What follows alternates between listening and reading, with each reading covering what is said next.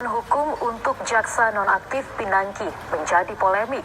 Persatuan Jaksa Indonesia sudah menyatakan tidak akan mendampingi Pinangki. KPK sendiri mensinyalir jika ada pendampingan akan kuat potensi kepentingannya. Ya, dan untuk membahas hal tersebut saat ini kami sudah terhubung dengan Bapak Tonin Takhta Singaribun, seorang praktisi hukum. Selamat pagi Pak Tonin.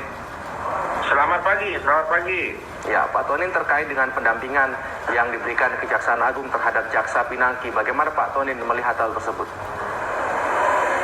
Ya, saya sebagai praktisi hukum ya melihat adanya lagi pendampingan terhadap seorang aparat penegak hukum, dalam hal ini Jaksa Pinangki, ini menciderai tatanan hukum yang ada di negara Kesatuan Republik Indonesia.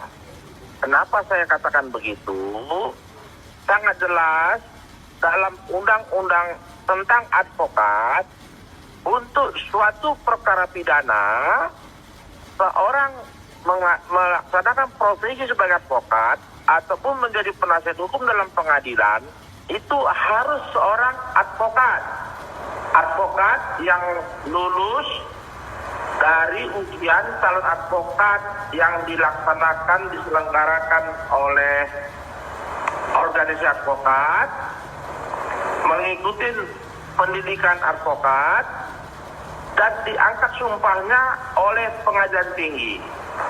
Nah, jadi kalau untuk perkara pidana ini, dugaan korupsi ataupun gratifikasi ini, disamakan lagi dengan pendampingan pada waktu perkara seperti Novel Baswedan. Kami sebagai praktisi hukum ataupun advokat yang aktif merasa ada ketidakpastian hukum di negara kita ini. Jadi kepada Bapak Ketua Mahkamah Agung, sebaiknya jangan menggunakan advokat dari internal Kejaksaan Agung kalau memang mau dilakukan pendampingan, karena ini sudah mencederai undang-undang advokat yang sudah diakui dan sudah berlaku dan sudah berjalan. Puluhan ribu advokat ada di luar Kejaksaan Agung yang siap membantu, baik dia sebagai bantuan hukum artinya gratis, ataupun berbayar, ataupun tidak berbayar. Jadi supaya masyarakat bisa mengikuti melihat perkara ini secara jernih, maka janganlah menggunakan kekuasaan mengalahkan hukum atau kekuasaan menidurkan hukum, sebagaimana masyarakat juga telah menyaksikan, mengikuti sebagaimana perkara Novel Baswedan sebelumnya. Itu pendapat saya sementara. Ya, Pak Tonin, pendampingan terhadap Jaksa Pinangki ini kemudian dinilai menciderai tatanan hukum, dalam hal ini Undang-Undang Advokat. Lantas apakah sikap PJI yang menolak mendampingi mengurangi hak konstitusi Pinangki? Ya, tidak ada hak konstitusi seorang masyarakat dalam perkara pidana meminta bantuan hukum kepada dari Kejaksaan Agung, ya, kecuali seseorang yang sudah, seperti saya bilang tadi, ujungnya sudah diangkat sumpah dengan ada berita acara sumpah di pengadilan tinggi. Tapi tidak mungkin, tidak bisa seorang jaksa aktif memiliki berita acara sumpah, karena untuk dapat berita acara sumpah menjadi jaksa, untuk menjadi pengacara advokat, itu tidak boleh seorang PNS ataupun TNI Polri. Jadi harus masyarakat sipil. Jadi membingungkan kami kalau ada persatuan jaksa tapi dia masih jaksa aktif tapi memiliki kartu advokat, itu tidak mungkin. Ya, artinya sikap PJI yang menolak pendampingan ini sudah tepat ya Pak Tonin? Ya, bukan tidak tepat, ya memang tidak ada hak dan kewenangannya. Baik.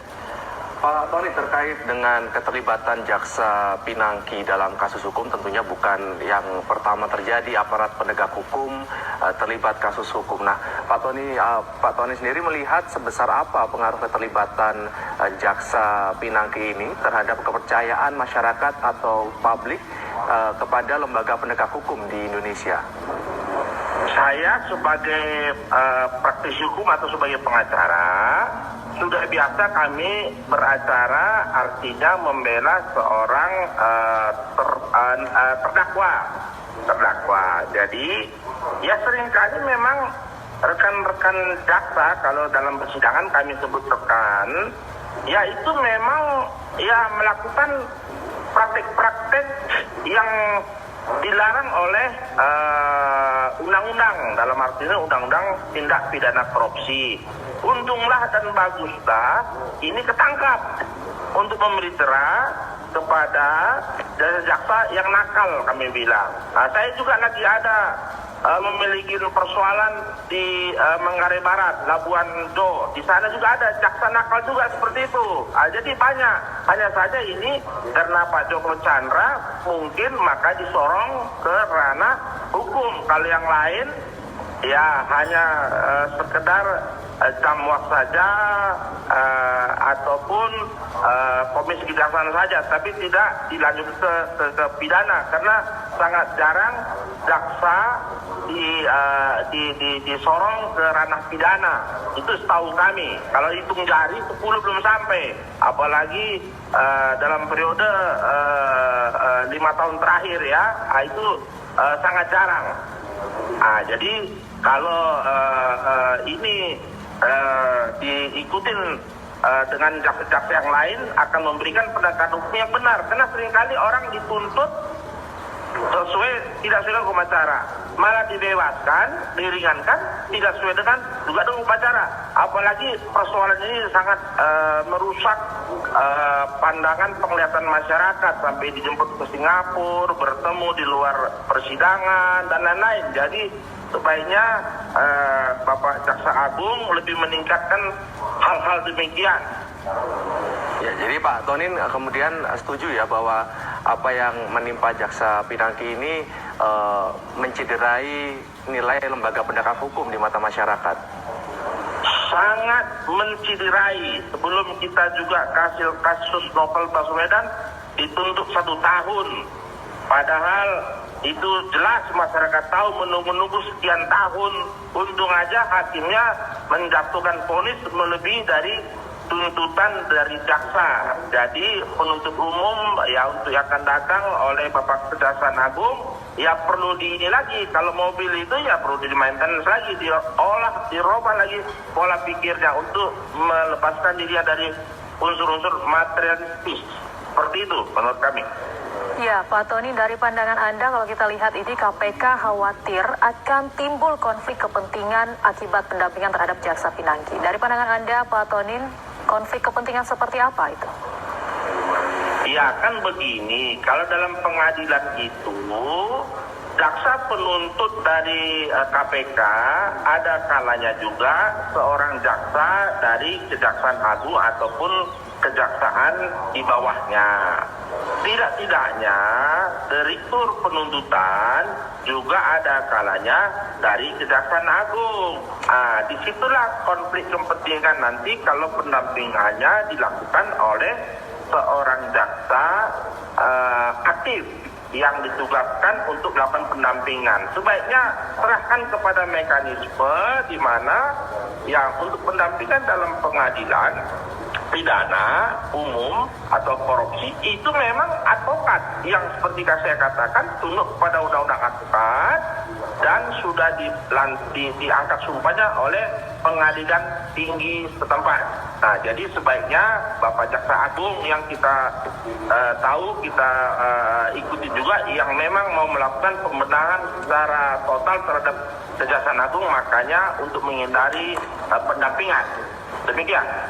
Iya, Pak Tony, jika kita melihat dari skup yang lebih besar, dari ruang lingkup yang lebih besar, apakah Bapak melihat perlu adanya revisi undang-undang terkait dengan aparat penegak hukum yang terlibat pidana, Pak Tony?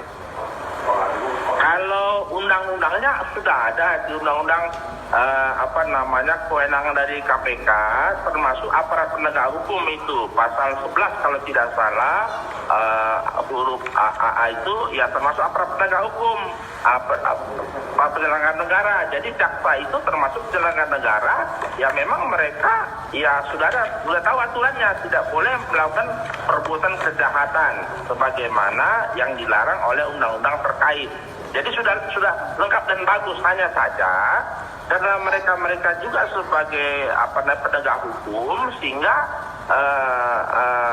ya pengawasannya aja ditingkatkan dan laporan masyarakat diperhatikan secara langsung. Jangan masyarakat dipaksa diminta untuk membuktikan laporannya. Jadi setiap laporan ya langsung lakukan pemeriksaan. Itu aja menurut kami, supaya jaksa yang akan datang tidak lagi segampang itu mendagangkan, menjual belikan hukum terhadap para tersangka ataupun terdakwa. Demikian. Ya, Pak Tonin, selain daripada langkah pengawasan dan juga lebih mendengar aspirasi daripada masyarakat, apa kira-kira yang perlu dilakukan oleh para penegak hukum agar tetap bisa menjaga integritas hukum di Indonesia? Jadi penegak hukum di negara kita ini, di luar advokat, yaitu penyidik di kepolisian ataupun di kejaksaan untuk korupsi, penuntut untuk jaksa penuntutan, dan di persidangan ada hakim. Ini sewaktu pelimpahan ataupun proses pemeriksaan tersangka, nah disinilah kolusi mulai terjadi antara penyidik di kepolisian ataupun di kejaksaan dengan di penuntutan oleh jaksa. Nah ini yang sebenarnya laporan daripada tersangka, terdakwa ataupun pelapor ataupun masyarakat yang perlu diperhatikan. Jadi sedini mungkin sudah terdeteksi akan adanya pelanggaran hukum sebenarnya kalau mau. Setelah itu pada saat sudah P22 penyerahan tersangka kepada jaksa dan jaksa kepada pengadilan, di situ lebih terbuka sehingga masyarakat bisa lihat di pengadilan. Jadi masyarakat sebenarnya garda terdepan untuk membuat laporan. Hanya saja laporan masyarakat itu kan tidak bisa dimonitor, tidak bisa dilihat oleh masyarakat, supaya untuk yang akan datang di kepolisian, di kejaksaan, di pengadilan itu dibuka boardnya. Jadi kalau laporan itu ya memang masuk orang tahu, masyarakat pelapor tahu, sehingga bisa mengikuti anonim maupun secara terang-terangan laporan tersebut. Karena kalau dari internal penegak hukum, misalnya kepolisian sendiri atau kejaksaan sendiri atau pengadilan sendiri untuk melakukan pengawasan, karena ya kawan sama kawan kan berbeda. Mereka ukurannya tidak sama dengan masyarakat. Jadi sebaiknya masyarakat dilibatkan untuk melakukan pengawasan tersebut. Hanya saja tidak lanjutnya oleh pengawas yang memang tidak ada kaitan, tidak ada dosa masa lalu dalam pekerjaannya melakukan penegakan hukum. Demikian pendapat saya. Pak Tonin Tahta Singaribun telah bergabung bersama kami di Klik Indonesia Pagi. Terima kasih Pak, selamat pagi. Terima kasih. Kita ke informasi